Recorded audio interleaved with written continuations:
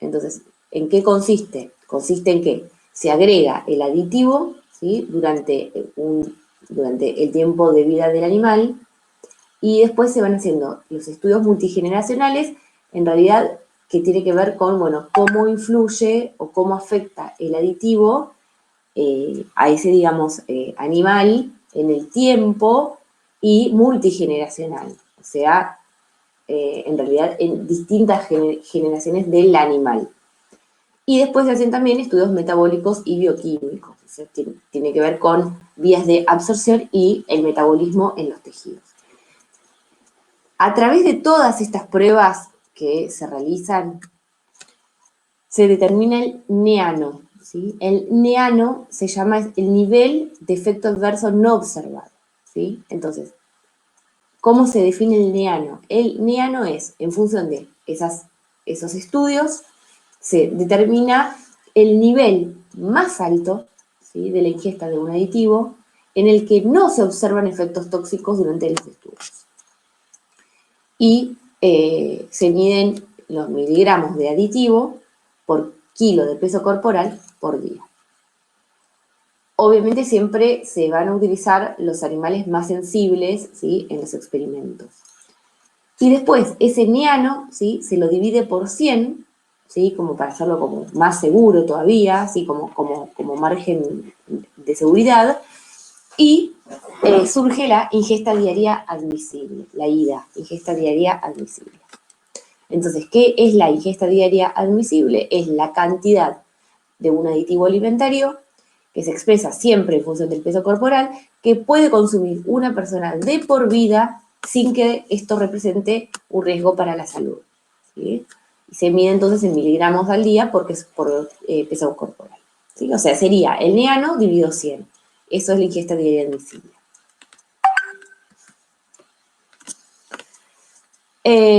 Entonces, para que un aditivo sea seguro, ¿sí?, primero tiene que estar en el Codex Alimentarius de la FAO y de la Organización Mundial de la Salud, y en este códex aparecen los aditivos permitidos, ¿sí?, la ingesta diaria, el IDA, el tipo o categoría de alimento y la dosis máxima, ¿sí? O sea, justamente los miligramos por kilo.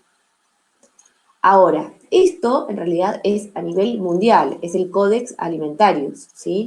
Pero después dentro, digamos, cada país adopta en sus marcos regulatorios reglamentos que tienen que ver con las normas nacionales de cada país, ¿sí?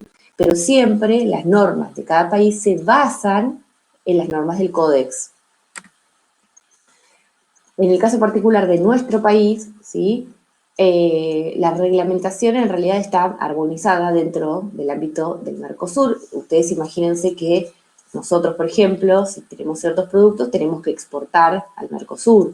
Entonces, bueno, obviamente que nuestras leyes en cuanto a los aditivos tienen que estar armonizadas en el Mercosur. ¿Por qué? Porque si uno agrega un aditivo que está permitido acá, pero no en Brasil, ¿sí?, va a ser imposible que uno pueda exportar o importar, ¿sí? Entonces, bueno, obviamente que uno armoniza, en el caso particular nuestro, con el Mercosur, y todos los aditivos que están autorizados y las IDA de cada uno de ellos están incorporados en el capítulo 18 del Código Alimentario Argentino, ¿sí? El Código Alimentario Argentino, en el capítulo 18, están cada uno de los aditivos que están autorizados y que pueden ser utilizados. En Argentina, los entes que regulan la parte de los aditivos son el Ministerio de Salud y Acción Social, la Administración Nacional de Medicamentos, Alimentos y Tecnología Médica, el ANMAT, lo deben haber escuchado, la Secretaría de Agricultura, Ganadería, Pesca y Alimentos, y el Servicio Nacional de Sanidad y Calidad Agroalimentaria, ¿sí? Esperen un segundito.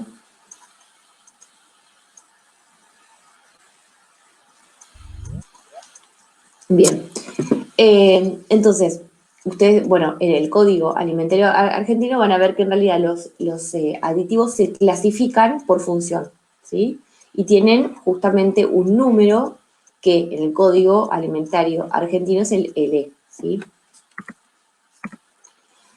Bien, ¿cómo vamos a clasificar los aditivos? Los vamos a clasificar en 4 grandes grupos. En realidad podría haber múltiples clasificaciones. Yo los clasifico en estos 4 grandes grupos.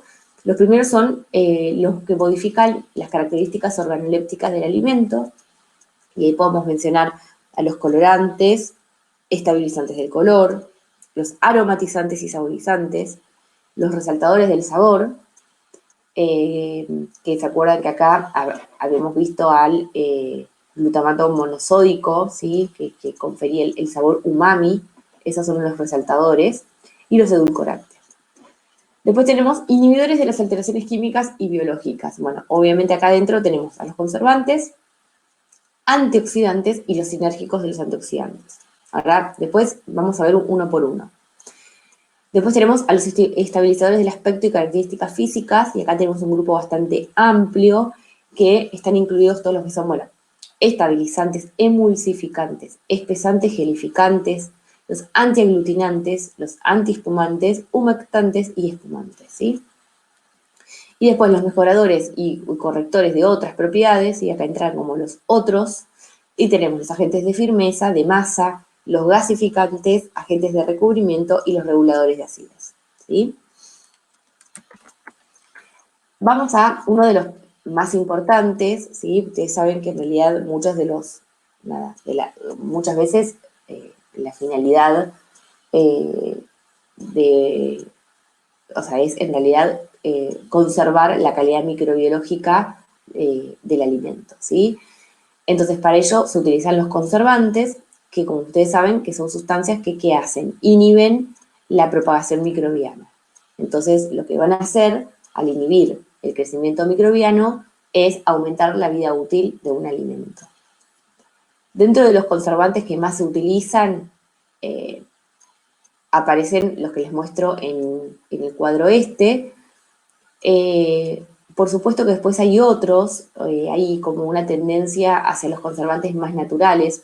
Estos, por ejemplo, son la anicina, que es un antibiótico, ¿sí?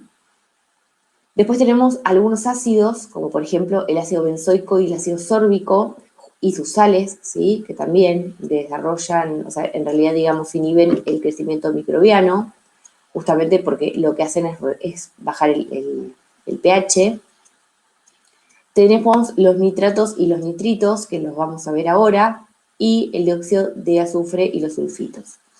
Si bien estos son los más utilizados, hay una tendencia de los consumidores hacia los alimentos más naturales, ¿sí? Libres de conservantes sintéticos. Entonces, bueno, ahora empezó todo un auge de los que son conservantes más naturales y se empezaron a utilizar lo que son los aceites esenciales, oleoresinas, ¿sí? Que son extractos de las plantas, de las hierbas, que se encontró que tienen capacidad antimicrobiana y antioxidante. Así que hay como todo una tendencia de cada vez utilizar menos los sulfitos y los nitratos, ¿sí? que bueno, en realidad se sabe que no son muy buenos para la salud, ¿sí? Bueno, cuando hablamos de los sulfitos, hablamos del dióxido de azufre y otros sulfitos inorgánicos. Estos sulfitos en realidad generan el SO2, ¿sí? Que es antimicrobiano. Entonces, ¿por qué actúa como antimicrobiano? Bueno, ¿por qué? Porque primero bloquea el oxígeno y por lo tanto limita la nutrición de los microorganismos aeróbicos, y por el otro lado porque se encontró que penetra las células y justamente entonces provoca la muerte o la inhibición bacteriana. Además de que son antimicrobianos, los sulfitos se encontró que pueden primero interactuar con los azúcares reductores, y entonces por lo tanto inhiben la reacción de Maillard, que se acuerdan que la reacción de Maillard era la reacción entre un azúcar reductor y un aminoácido. Entonces, como estos directamente interaccionan con los azúcares reductores, disminuyen el oscurecimiento de Maillard. Y por el otro lado, tienen un alto poder reductor y por lo tanto lo que hacen es evitar que se formen las quinonas. Y por lo tanto, si evitan que se formen las quinonas, ¿sí? Están inhibiendo el oscurecimiento enzimático, ¿sí? ¿Se acuerdan cuál era? La de la polifenoloxiasa, ¿sí? Entonces justamente inhiben la reacción de la polifenoloxidasa, que es la que produce el oscurecimiento enzimático. Y por el otro lado, otros de los conservantes también muy utilizados en la industria, que cada vez en realidad se trata de utilizarlos menos, son los nitratos y los nitritos. Que esto los vimos, ¿sí? El día que vimos la clase de colorantes, ¿se acuerdan? ¿Para qué se agregaban los nitratos y los nitritos? Bueno, se los utilizaban en el curado de carnes. ¿Para qué? Bueno, para justamente generar este color rosado típico de los productos, ¿sí? El jamón cocido, los salames, etcétera, etcétera. Inhiben el crecimiento microbiano y también es como que estabilizan el sabor característico. ¿Cuál es el problema de los nitratos y de los nitritos? Que el ácido nitroso, ¿sí? Que es que es un derivado en realidad de estos compuestos, puede reaccionar con una amina, ¿sí?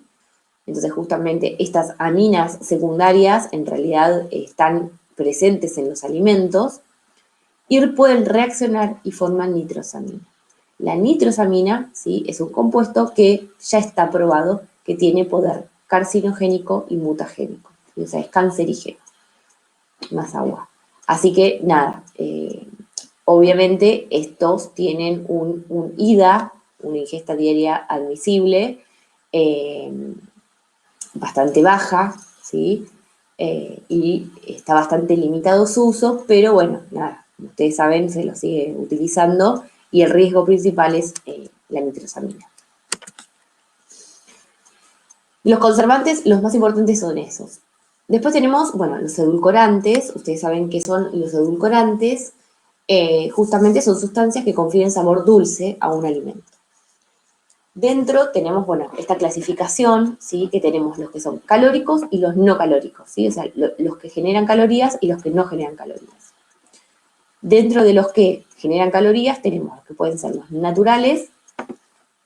Dentro tenemos los azúcares, que son la sacarosa, que es el azúcar común, ¿sí? Glucosa, dextrosa, fructosa, son todos estos azúcares naturales. Después tenemos los edulcorantes naturales calóricos del tipo, bueno, la miel, ¿sí? El sirope de arce, que no es tan común acá, el azúcar de palma, ¿sí? O de coco, entre otros. Después tenemos los artificiales, que bueno, dentro tenemos los azúcares modificados, como el jarabe de maíz de alta fructosa, el caramelo y el azúcar invertido, y los alcoholes del azúcar o los polialcoholes, no sé si estos los conocen, que generalmente se encuentran en los chicles, que son el sorbitol, el xilitol, el mannitol, que ahora vamos a ver qué características tienen. Y después, dentro de los que no son calóricos, tenemos uno natural, que es la stevia, que seguramente lo conocen, es el más utilizado. Después tenemos otros también. Y los artificiales, bueno, que tenemos el aspartamo, la sucralosa, la sacarina, acesulfame K, el ciclamato, bueno, estos son los que se utilizan en la Coca-Cola, ¿sí? En las bebidas carbonatadas principalmente. Entonces, los no calóricos artificiales, o sea, los no calóricos artificiales, en realidad, generalmente, obviamente, se los van a utilizar, la principal aplicación es en los productos dietéticos, ¿sí? Obviamente porque no generan calorías. Estos productos, en realidad, están sospechados, la mayoría, de ser cancerígenos. Hay pruebas toxicológicas.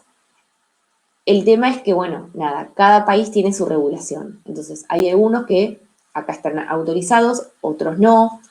Por ejemplo, el ciclamato no está autorizado en Estados Unidos, pero sí en Europa, mientras que la sacarina, por ejemplo, está prohibida en Francia y en Canadá, y sí está autorizada en Estados Unidos. Esto tiene que ver con la regulación interna de cada país.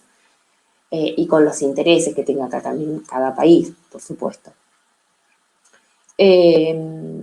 Fíjense que el poder dulcífero, ¿sí? O sea, generalmente, ¿qué pasa? Se compara el poder edulcorante de los otros azúcares que no son la sacarosa, se los compara con la sacarosa, que es el azúcar de mesa, ¿sí?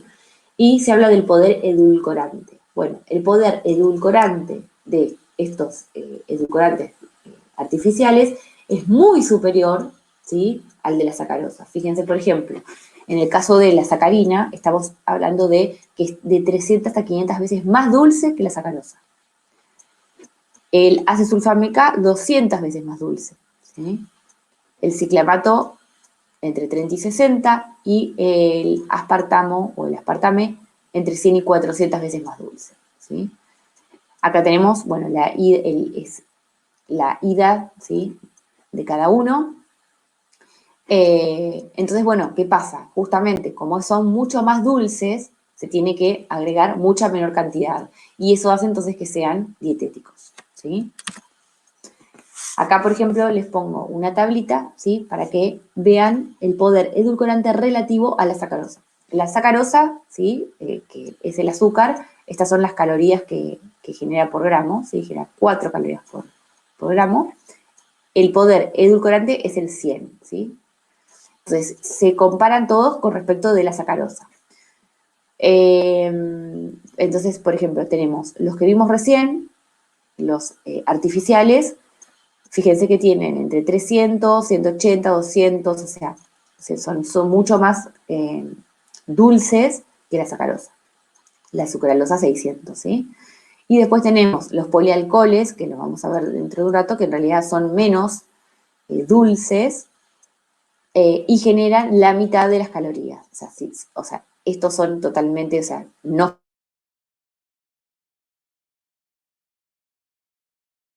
Y después tenemos los estebiócidos, ¿sí?, que son los compuestos que están dentro de la stevia, ¿sí?, que son 400 veces más dulces que la sacarosa.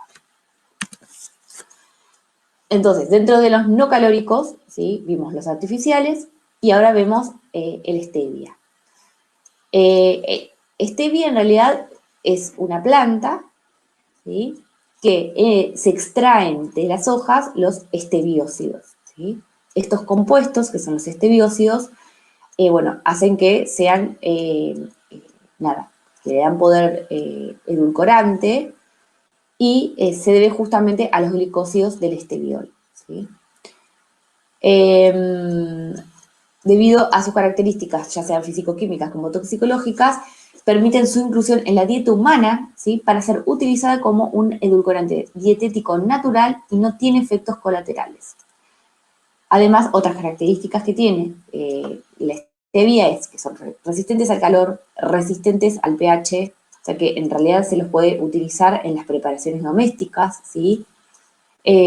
Alta solubilidad y prácticamente, bueno, no aporta calorías.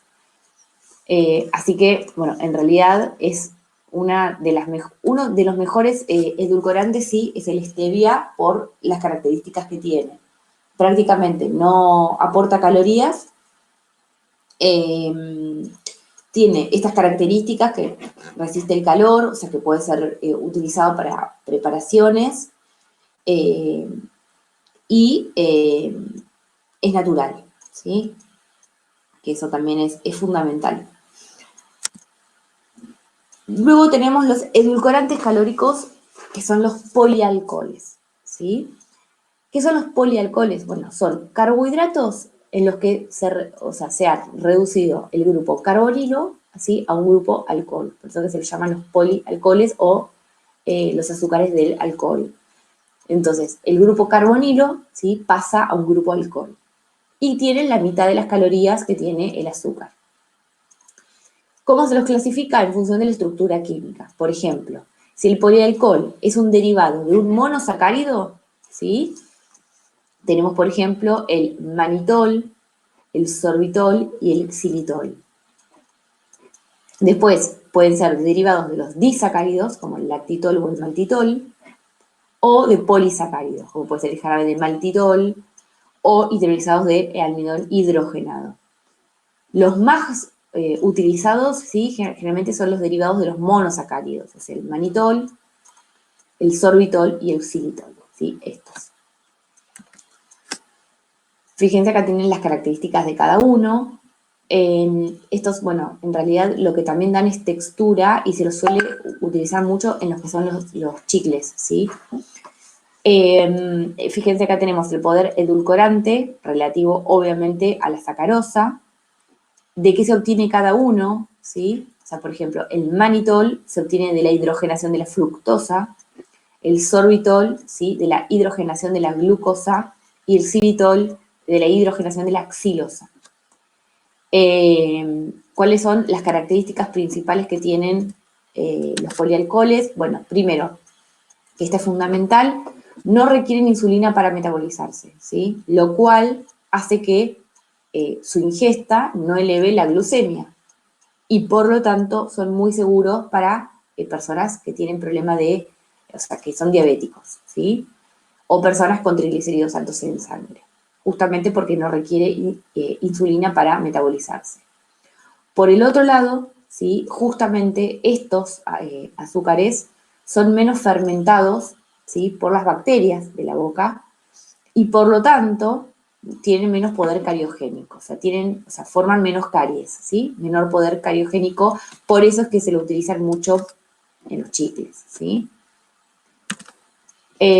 Bueno, aportan bajo contenido calórico, que esto ya lo vimos, y bueno, tienen buen sabor y no dejan rastros metálicos, que es lo que sí dejan los edulcorantes sintéticos, ¿sí? Los no calóricos, digamos. Ahora, ¿cuáles son las desventajas? Bueno, que se absorben de manera incompleta y por lo tanto pueden llegar a generar un malestar gastrointestinal. ¿Por qué? Porque no son absorbidos directamente por la sangre, sino que pasan directamente del intestino delgado al intestino grueso y son fermentados directamente por las bacterias del intestino grueso, ¿sí? Así que, bueno, puede generar algún tipo de malestar gastrointestinal. Lo que les comentaba, se lo suele encontrar en gomas de mascar, helados, productos horneados y chocolates, porque otra de las características, ¿sí? Es que además de que confieren este sabor dulce, generalmente añaden volumen y textura, ¿sí? Fíjense cuando vean, bueno, generalmente se los encuentra como sugar alcohol, ¿sí? Después tenemos los calóricos derivados del maíz, ¿sí? Y acá tenemos el jarabe de alta fructosa y el azúcar invertido. Vamos al jarabe de maíz de alta fructosa. Este lo habíamos visto cuando vimos la parte de carbohidratos, ¿sí? ¿Se acuerdan que habíamos visto que era en realidad la parte enzimática de la aplicación de las enzimas, ¿sí? Que unas de las aplicaciones, recuerdan, era para generar estos jarabes que teníamos, jarabe de glucosa, jarabe de alta fructosa, ¿sí? El JMAF 42 y el 55. Bueno, este jarabe de maíz en realidad surge por hidrólisis completa del almidón, ¿sí? Que es lo que habíamos visto que en realidad constaba de un montón de pasos, ¿sí? Donde terminaban participando muchas enzimas. Y este jarabe de maíz está formado por fructosa y por glucosa. Tiene un poder edulcorante mucho mayor que el de la sacarosa, ¿sí? Por lo tanto permite ser utilizado en menor cantidad que la sacarosa. Las ventajas que tiene, y por eso es que se lo utiliza mucho, diría demasiado, es que es barato, es soluble en agua y además actúa como conservante, potenciando el sabor y alargando la vida útil del producto, ¿sí? Sin embargo, en muchos países está prohibido. ¿Por qué? Por varias razones. Primero, porque se produce a partir de maíz transgénico, ¿sí? Entonces, bueno, esto ya hace que sea peligroso y está prohibido en algunos alimentos. Después se encuentra que también aumenta la grasa corporal, el colesterol y los triglicéridos, ¿sí? Y además en los niños genera ciertos trastornos como por ejemplo hiperactividad, déficit de atención, dolor de cabeza, entre otros. El problema es que, bueno, justamente este jarabe de maíz de alta fructosa se encuentra presente, ustedes si miran el rótulo de los alimentos van a ver que está presente en un montón de alimentos, pero muchísimos, ¿sí? Los pueden ver, bueno, en bebidas, en la mayoría, ¿sí? Gaseosas, jugos, los jugos de frutas, en los postres, ¿sí? Confituras, en los yogurts, panificados, en las mermeladas, incluso, por ejemplo, en todos los que son, bueno, la mayonesa, en el ketchup, ¿sí? En todos los, bueno, lo pueden encontrar en todos los alimentos, está el jarabe de maíz de alta fructosa. Así que, bueno, nada, se está tratando nada, está cada vez siendo más prohibido en más alimentos, pero bueno, todavía está ampliamente difundido, ¿sí? Y después tenemos el azúcar invertido, que, bueno, surge como una reacción química de la hidrólisis ácida o inversión enzimática, donde se rompe la sacarosa, ¿sí? Y la sacarosa se rompe en sus dos elementos básicos, que son la glucosa y la fructosa. Y tiene un alto poder endulzante, ¿sí? Que generalmente es hasta un 30% mayor que el de la sacarosa. Entonces, este azúcar invertido es muy utilizado, por ejemplo, o sea, además de que tiene un poder edulcorante mucho mayor que el de la sacarosa, además se lo utiliza, por ejemplo, en la fermentación de las masas. ¿Por qué? Porque la levadura digiere mejor a la glucosa y a la fructosa separados, ¿sí? Que a la sacarosa. Entonces, se los utiliza justamente en la fermentación. Además, aumenta la retención de humedad, lo cual es una muy buena característica para el caso de los panificados. ¿Por qué? Porque quedan como más húmedos y mantienen como esa frescura característica de este tipo de productos. Se lo utiliza también para dar brillo a la superficie en los productos también de panadería. Y en el caso de la heladería, ¿sí? En los helados, se lo utiliza también porque tiene un potente efecto anticristalizante. Entonces, justamente como es anticristalizante, disminuye el punto de congelación. Entonces, bueno, para poder preparar, digamos, el helado y justamente al bajar el punto de congelación queda una textura mucho más suave, ¿sí? Después tenemos el otro grupo, ¿sí? Que son los estabilizantes, espesantes, gelificantes y emulsionantes, que pertenecen justamente al grupo de los hidrocoloides, ¿sí? A este tipo de compuestos que tienen esta función de estabilizar, espesar, gelificar y emulsionar, son los compuestos hidrocoloides. Entonces, son un amplio grupo de polímeros que tienen alto peso molecular, ¿sí? A veces son polisacáridos y otras veces pueden ser proteínas, y justamente la característica principal es que forman dispersiones viscosas y o geles en agua. Entonces, justamente lo que hacen es modificar la reología de los alimentos, o sea, modifican ya sea o la viscosidad, ¿sí? Y o la textura de los alimentos. Bien, tenemos los hidrocoloides naturales, los semisintéticos y los sintéticos. Los naturales, bueno, tenemos los que provienen de las plantas y las algas, que son en realidad las gomas, que ya le vamos a ver, el almidón, ¿sí? Que es un polisacárido que también es un hidrocoloide. Puede ser de origen animal, ¿sí? Y acá tenemos la gelatina, entre otros, la caseína y la albúmina también. Estas son proteínas, ¿sí? Y después tenemos un subproducto vegetal como es la pectina, que se acuerdan que la pectina era extraída de las cáscaras, ¿sí? De algunas frutas cítricas. Después tenemos los semisintéticos, como por ejemplo derivados de la celulosa, como la carboximetilcelulosa. Otras gomas que provienen de origen microbiano, ¿sí? Almidones modificados, o sea, acá entran todos los que, acá teníamos los almidones nativos, como naturales, y después tenemos los modificados, bueno, almidones modificados. Y después tenemos los sintéticos, que estos son cada vez menos utilizados, pero son el PBA, polivinil alcohol, el PVP y el poliox, ¿sí? Igual nos vamos a centrar en los naturales y los semisintéticos, que son en realidad en alimentos los que más se utilizan. Entonces, acá tenemos algunos que, bueno, que los clasifiqué en función del origen. Tenemos las gomas, ¿sí? Que pueden venir de plantas, semillas o algas. Y acá también algunos microorganismos, ¿sí? Después tenemos, bueno, las pectinas, que provienen de las cáscaras de algunos frutos. Almidón pueden ser ya sea de algunos tubérculos, como el almidón que viene de la papa, o el almidón que también viene del maíz, del trigo, etc. Las proteínas, bueno, dentro de las proteínas animales tenemos la gelatina, y después tenemos la celulosa.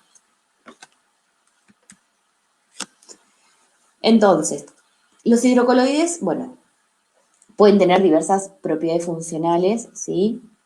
Cuando hablamos de las propiedades funcionales son justamente qué características tiene y para qué se los puede utilizar. Acá tenemos todas las propiedades, ¿sí? Pueden actuar como texturizantes, espesantes, gelificantes, estabilizantes, emulsificantes, bueno, etcétera, etcétera. Y acá tienen cada uno de los hidrocoloides, ¿sí? Justamente qué propiedad funcional tiene.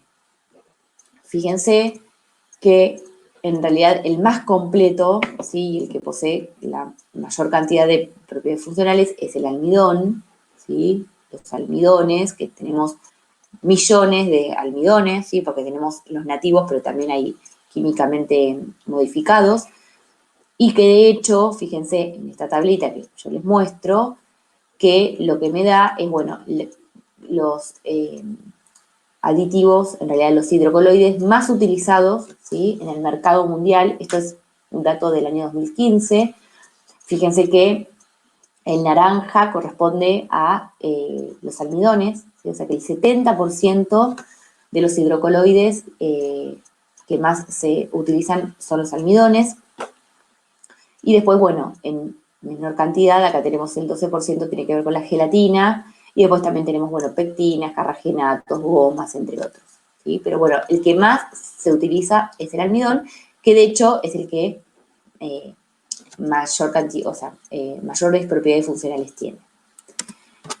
Ustedes recuerdan, esto ya lo vieron, ¿sí? El almidón está formado por amilose por amilopectina, ¿sí? Esto ya lo recuerdan. Cuando se lo calienta en presencia de agua, ocurre la gelatinización, ¿sí? Que en realidad, bueno, ocurren cambios que tienen que ver con la absorción de agua y la pérdida de la birrefringencia. Si se lo enfría, se produce la gelificación, ¿sí? Entonces, acá es donde se forma una estructura tridimensional que permite retener el agua, ¿sí? Acá es donde se forma el gel, y este es el punto en el que tenemos las propiedades funcionales del almidón. Si este gel después se lo almacena, ¿se acuerdan? Puede ocurrir la retrogradación, ¿sí? Que justamente lo que ocurre es una insolubilización y precipitación de la amilosa, ¿sí? Porque se empiezan a regenerar los puentes de hidrógeno, y después ocurre la sinéresis, que es la exudación de agua, ¿sí? Entonces, justamente esa agua que estaba retenida es expulsada fuera de la red tridimensional. El almidón, ¿sí? En realidad nosotros vimos que los almidones nativos, ¿sí? Podían ser de maíz, de arroz, de trigo, de papa.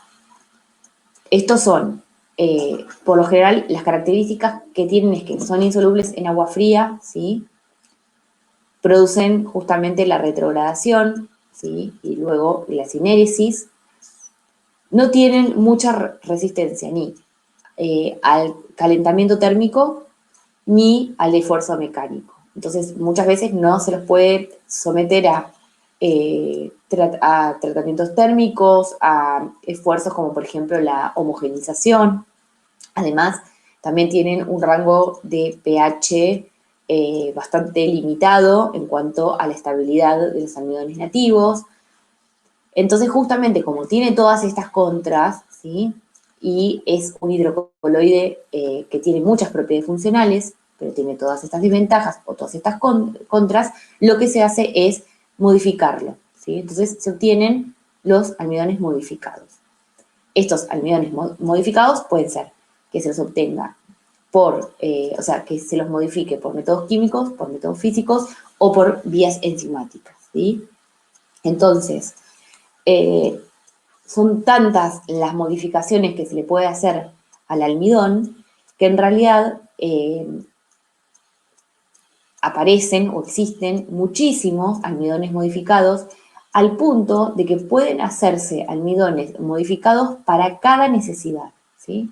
O sea, hay industrias que uno va con un problema, les dicen, mira, yo necesito un almidón que tiene que soportar este pH y después tiene que ser sometido a este tratamiento térmico de tal temperatura y después lo tengo que congelar y después se somete a un deshidratado. Bueno, entonces en la industria te preparan un almidón modificado específicamente, ¿sí?, para tus necesidades.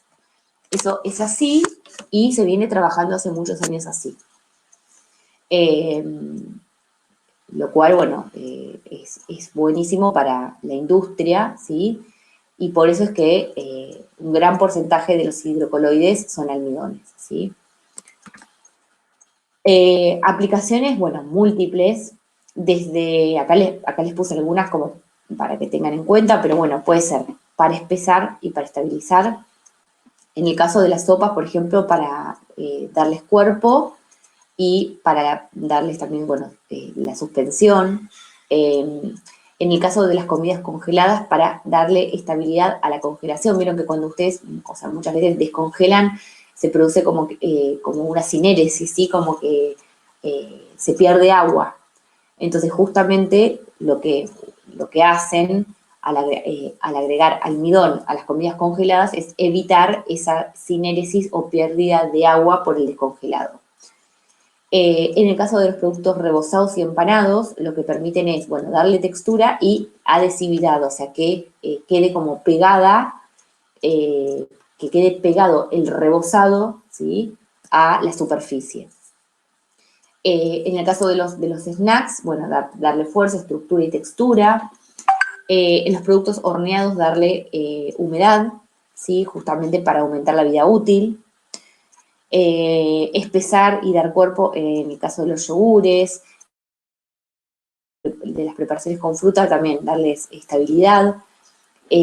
Como gelificantes en el caso de algunas confituras y emulsificantes en el caso de los batidos, ¿sí?, jugos y batidos.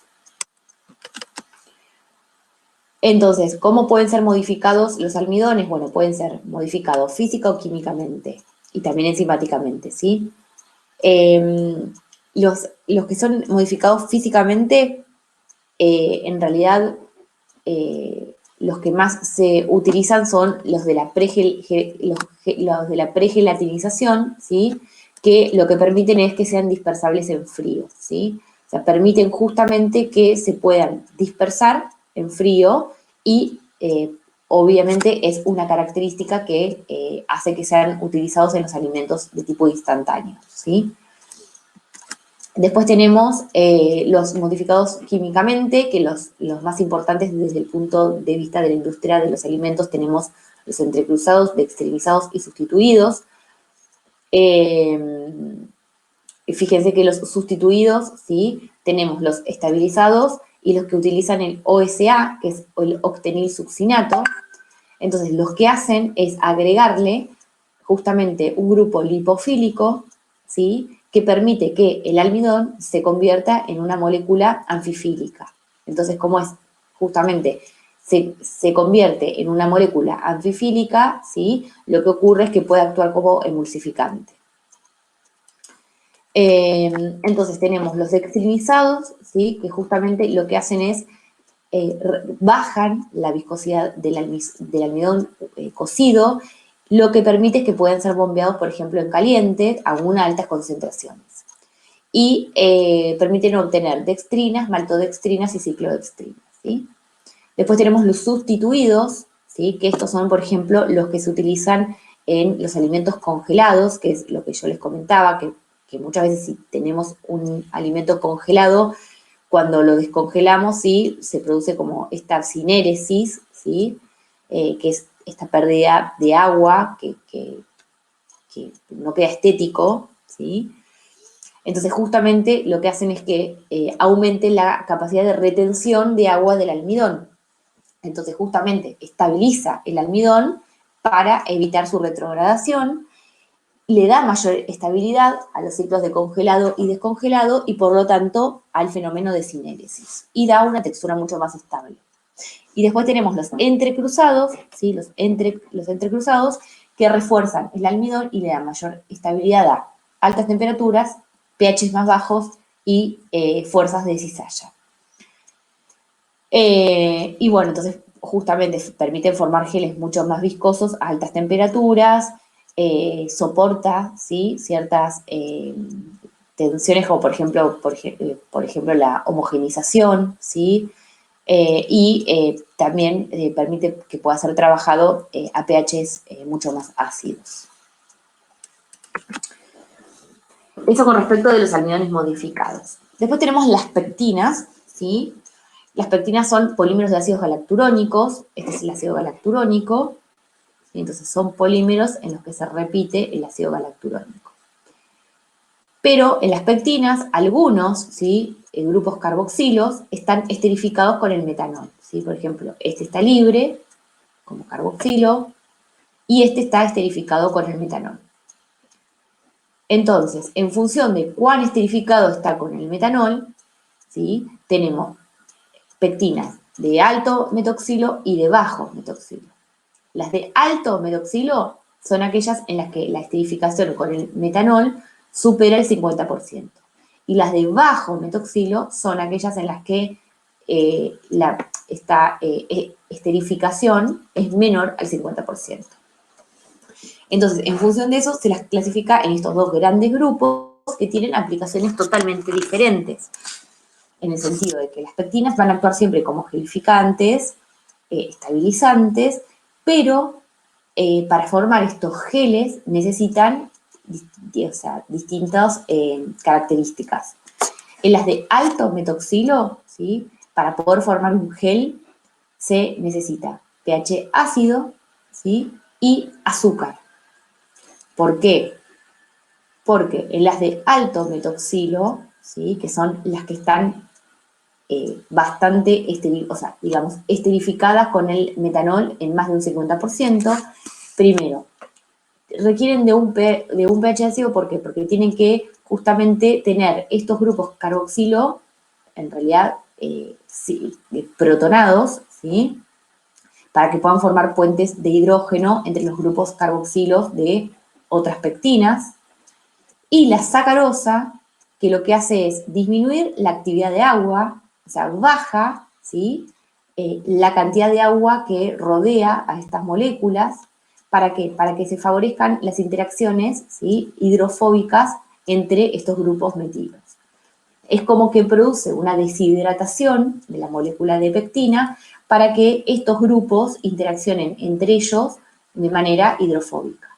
Entonces, requiere de un pH ácido, ¿sí? ¿Para qué? Para que estén protonados y justamente haya uniones puentes de hidrógeno entre los grupos carboxilo y producir como una especie de deshidratación, ¿sí? Por el agregado del azúcar, ¿para qué? Para que se formen interacciones hidrofóbicas entre estos grupos.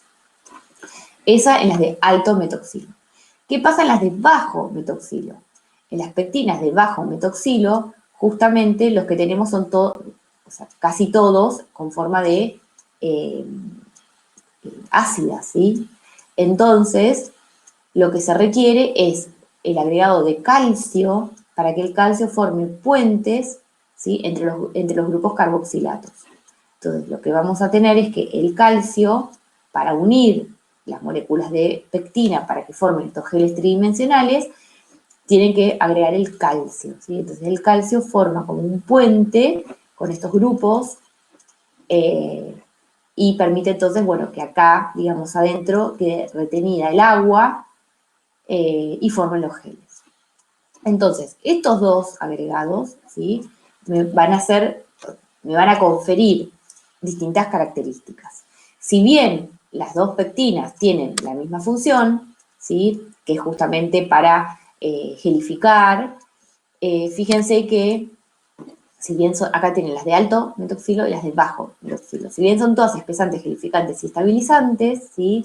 Fíjense que las de alto metoxilo se las utiliza, por ejemplo, en mermeladas que tienen o jaleas de alto contenido en sólidos, mientras que las de bajo metoxilo se las utiliza en mermeladas light o yogures light, ¿sí? ¿Por qué? Porque las de bajo metoxilo no requieren de azúcar, ¿sí? Las de bajo metoxilo. Entonces se las pueden utilizar en las mermeladas light.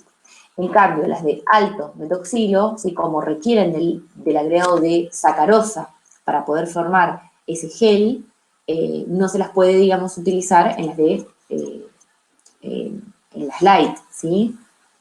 Sino que justamente están en las de alto contenido de sólidos. Además de las mermeladas, bueno, también dulces y mermeladas, caramelos de fruta, bebidas, en helados, bueno, en un montón de productos se pueden utilizar las pectinas. Después tenemos la celulosa y los derivados, ¿sí? El más importante en realidad, en el caso este, o el más importante desde el punto de vista de los alimentos, ¿no? Estamos hablando, es la carboximetilcelulosa, que se obtiene, bueno, justamente de la celulosa, bueno, que es un polisacárido de origen natural. Esto ya lo vieron, ¿sí? En realidad yo hago como como una breve introducción, pero en realidad estos son todos compuestos que ustedes ya vieron antes, pero que ahora estamos viendo la aplicación, ¿sí? Entonces, bueno, es un polisacárido que es un constituyente estructural de las paredes celulares de los vegetales, igual que las pectinas, y están formadas por una cadena lineal de beta de glucopiranosa. Y bueno, como les comenté, el derivado principal es el carboximetilcelulosa, y acá tienen las características, las propiedades y las aplicaciones, ¿sí?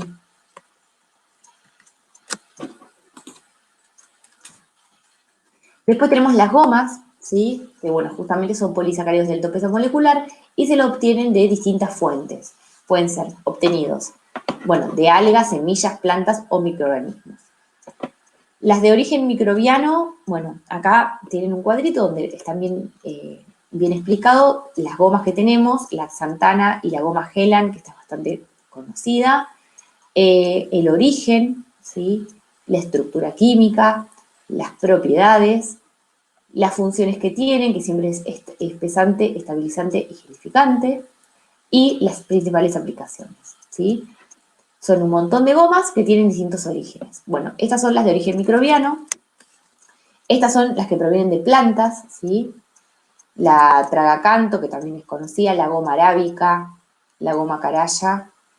Después tenemos las que provienen de semillas, la goma guar, la goma tara, las que vienen de algas, ¿sí? Agar-agar, los carragenatos. Y, bueno, estas son las gomas, ¿sí? Después tenemos la gelatina, que ustedes saben que en realidad proviene del colágeno. Cuando se somete el colágeno a una hidrólisis parcial, se obtiene entonces la gelatina. ¿De dónde viene el colágeno? Bueno, ustedes saben que viene en realidad de la piel y de los huesos de los animales. Entonces, bueno, acá tenemos, igual que antes, el origen, la estructura química, las propiedades, la función, que siempre estamos hablando de los hidrocoloides que tienen prácticamente la misma función, son todos gelificantes, y las aplicaciones. Después tenemos los emulsionantes, ¿sí? Que estos también ya los vimos cuando vimos la parte de proteínas, ¿se acuerdan? Porque justamente las proteínas tenían propiedades emulsionantes. Entonces, bueno, ustedes saben que son sustancias que mantienen una dispersión uniforme cuando está formada por dos fases no miscibles. ¿Cómo lo hace? Reduciendo la tensión interfacial que hay entre esas dos fases, la fase oleosa y la fase acuosa. ¿Y cómo lo hacían? Bueno, tenían que migrar a la interfase, ¿se acuerdan? Eran agentes anfifílicos porque tienen una cadena lateral hidrofóbica y otra hidrofílica, ¿sí? Entonces desplegaban la hidrofílica hacia la parte acuosa, la hidrofóbica hacia la fase oleosa y bajaban la tensión interfacial de las dos fases. Entonces, ¿qué emulsionantes conocemos? ¿Se acuerdan que habíamos visto la lecitina, ¿sí? La vimos cuando vimos la parte de las grasas, ¿sí? Después tenemos, bueno, las proteínas que actúan como emulsionantes, que estas también ya las vimos, las gomas, el colesterol actúa como emulsionantes, y después tenemos algunos que son sintéticos, ¿sí? Estos son los naturales, digamos, y dentro de los sintéticos tenemos algunos que son mono y diglicéridos, ésteres poliglicéridos, y después tenemos por ejemplo, ésteres de propilenglicol, estearilactatos, bueno, que son todos ésteres parciales de ácidos grasos con polioles, ¿sí? Por ejemplo, el glicerol y el sorbitol, o con ácidos orgánicos. Entonces, estos son justamente ésteres parciales de ácidos grasos, o bien con polioles, o bien con ácidos orgánicos. Y se los utiliza entonces justamente como emulsificantes porque son agentes anfifílicos, ¿sí? Y dentro de los naturales vimos la lecitina, que esta ya la vimos, ¿sí? Que se obtenían de la refinación del aceite de soja y también se encuentra en la yema del huevo. Y lo que es importante que también sepan es que generalmente a los emulsionantes sintéticos, ¿sí? Que se los utilizan en los alimentos, se los caracteriza como como iónicos o no iónicos y por el balance hidrofilicidad-lipofilicidad, ¿sí? Entonces, bueno, generalmente, cómo se elige un emulsionante? En función de cuán soluble sea en el alimento, principalmente porque ustedes recuerdan que para que sea emulsionante tenía que ser soluble para poder migrar a la interfase, ¿sí? Agua-aceite, y del balance, ¿sí? Hidrofilicidad y lipofilicidad. Entonces, en función de esas dos características, uno elige el emulsionante que necesita. Después tenemos los endurecedores, que, bueno, como bien lo dice su nombre, son sustancias que le otorgan firmeza y consistencia a la textura de los alimentos, ¿sí? Generalmente se los aplica porque, para el caso particular, por ejemplo, de los vegetales, cuando se los somete a un tratamiento térmico, los tejidos se ablandan, ¿sí? Entonces, justamente, lo que se hace es agregar estos endurecedores para devolverles esa firmeza y esa crocancia que justamente perdieron por el tratamiento térmico. Los más conocidos son el cloruro de calcio, el carbonato, el citrato y el lactato de calcio y el sulfato de calcio y de magnesio, ¿sí? Después tenemos los acidulantes. Los acidulantes en realidad tienen múltiples funciones, porque obviamente si acidulan, o sea, primero es que actúan justamente como acidulantes, saborizantes, porque también saborizan, ¿sí?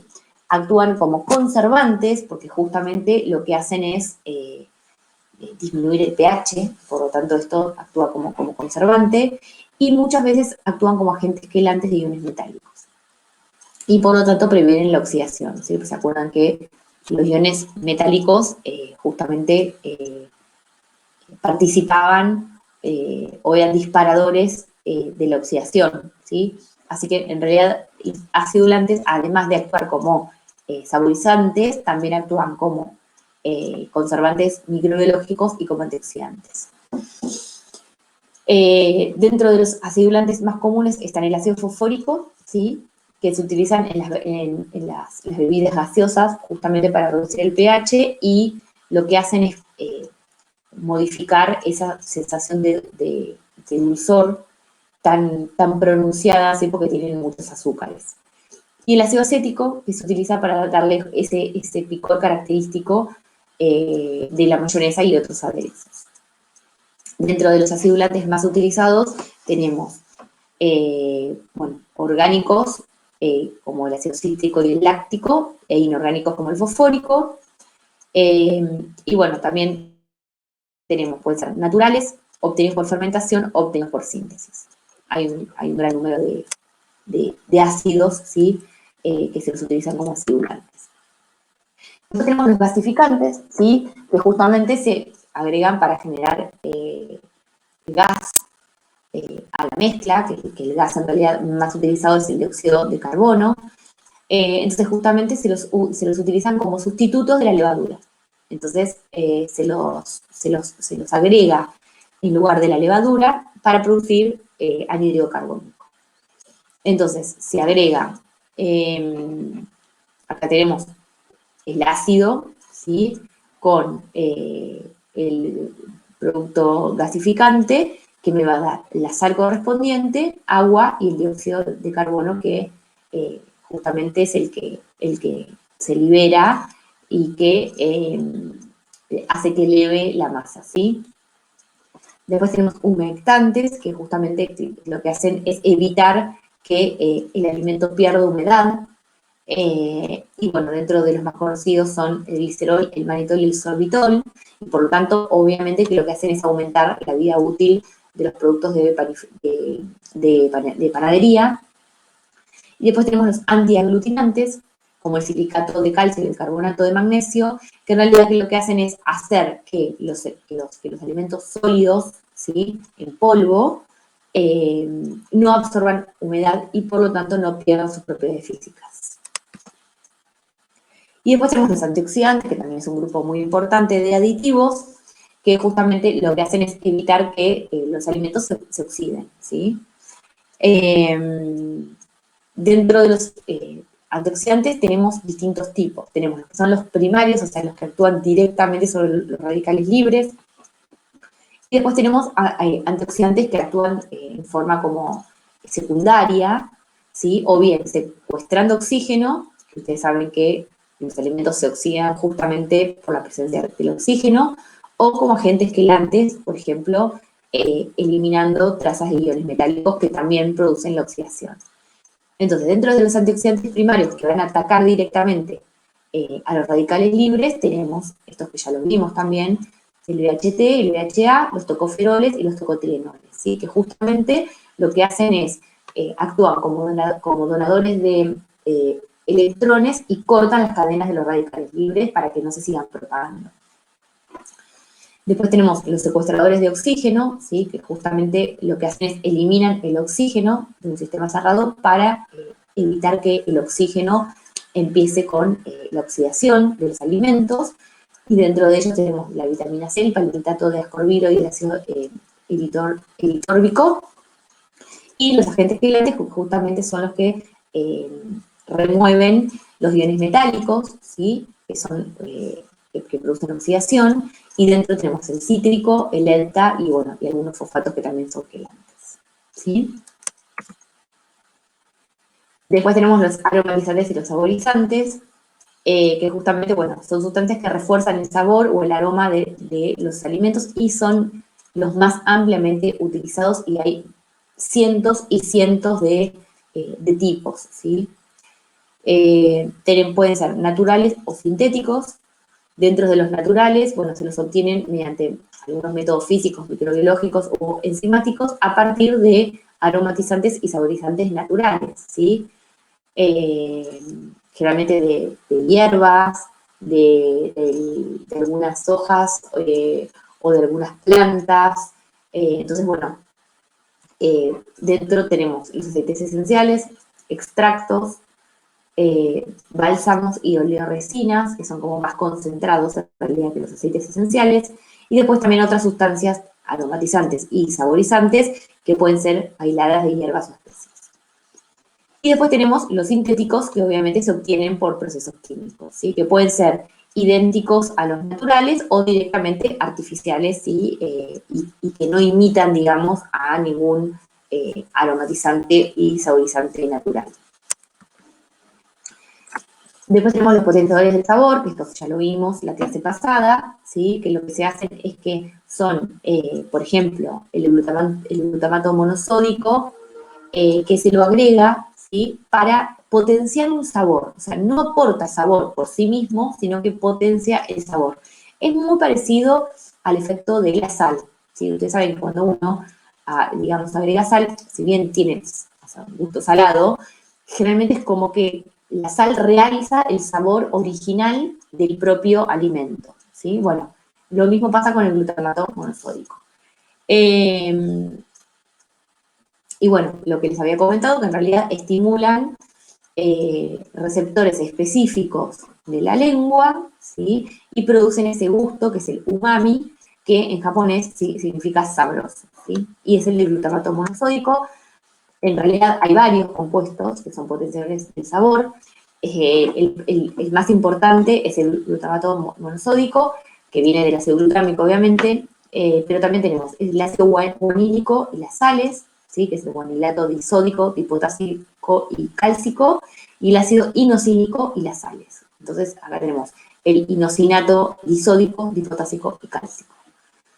Se lo suele utilizar mucho en estas sopitas instantáneas, ¿sí? En todos los que son así tipo productos bastante concentrados del sabor, como sopas, salsas, embutidos, caldos concentrados, condimentos, ¿sí? Estos tipos de alimentos así que son como bastante concentrados, utilizan estos potenciadores del sabor. Y lo que les comentaba yo, tenemos principalmente el glutamato monosódico, pero también tenemos el guanilato y el inosinato, ¿sí? Que pueden ser estos, los inosinatos y los guanilatos. Después hay otros, pero estos son los más utilizados.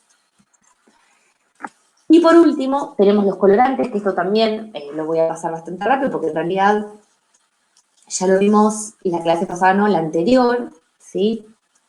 Que bueno, habíamos definido lo que era un colorante, vimos que se los clasificaban en sintéticos y en naturales, ¿sí?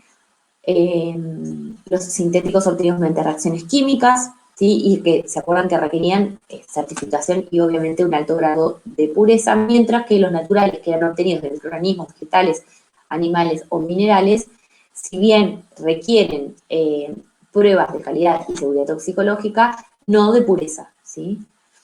Y acá, bueno, tenemos los colorantes, ¿se acuerdan que teníamos, bueno, las ventajas y las desventajas de los sintéticos, que esto ya lo vimos, principalmente un tema de costos y un tema de poder tener un producto homogéneo, digamos, durante todo el año.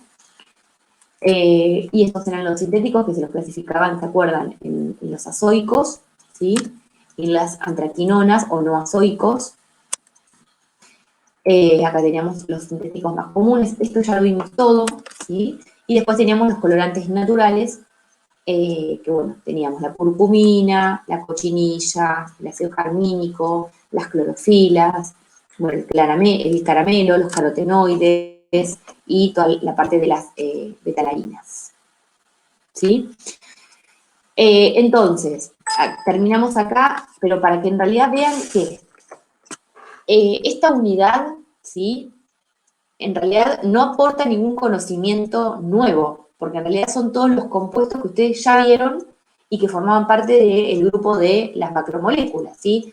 Algunos son proteínas, otros son polisacáridos, otros son lípidos, ya vimos los colorantes, eh, ya vimos los potenciadores del sabor, o sea, son todos compuestos que ya los vimos, pero en realidad estamos viendo qué aplicación tiene cada uno de ellos como aditivos en la industria de los alimentos, ¿sí? Entonces, en realidad es prácticamente eso. Sí, capaz que lo nuevo vimos toda la parte de los edulcorantes, que no los habíamos visto hasta ahora, pero que en realidad son azúcares, ¿sí? Y la parte, bueno, de la ingesta diaria admisible, el NIANO y, bueno, toda esa primera parte. Pero después el resto son todas cosas que ya vieron, ¿sí? Y son las aplicaciones funcionales, ¿sí? De todos los compuestos que vimos hasta ahora. Bueno, chicos, acá termina el tema. si alguien me quiere hacer alguna pregunta, y si no, nos vemos ya el lunes, que es la última clase, donde vamos a ver toda la parte de tóxicos en alimentos, y ya estaría terminada por lo menos la parte de la teoría, ¿sí? Estuve hablando con Gaby, me comentó lo del primer y el segundo y el tercer parcial. El segundo vamos a dejar la fecha, que era el 18, creo. Pero bueno, vamos a ver el tema del tercer parcial, no lo queremos correr tanto para adelante, justamente porque no se sabe en este país qué va a pasar, así que yo prefiero que nada, que no nos corramos tanto. No tiene sentido dejar pasar 10 días entre el segundo parcial y el tercer parcial, porque ya les digo, este último parcial es bastante teórico y es bastante fácil, en el sentido de que si ustedes estudian, es bastante sencillo. Entonces no me parece dejar 10 días pasar entre el segundo y el tercer parcial, ¿sí? Pero bueno, igualmente todo queda supeditado que las clases presenciales vuelvan, así que bueno, estaremos esperando a ver qué pasa esta semana. Y bueno, ahora si quieren, ya en un ratito se conectan con Gabriela, ¿sí? Si alguien tiene alguna pregunta, y si no, nos vemos el lunes. Por mi parte no, profe, hasta el lunes. Bueno, chicos, nos vemos el lunes entonces. Chao. Chao, chicos, buen fin de semana. Gracias, nos vemos.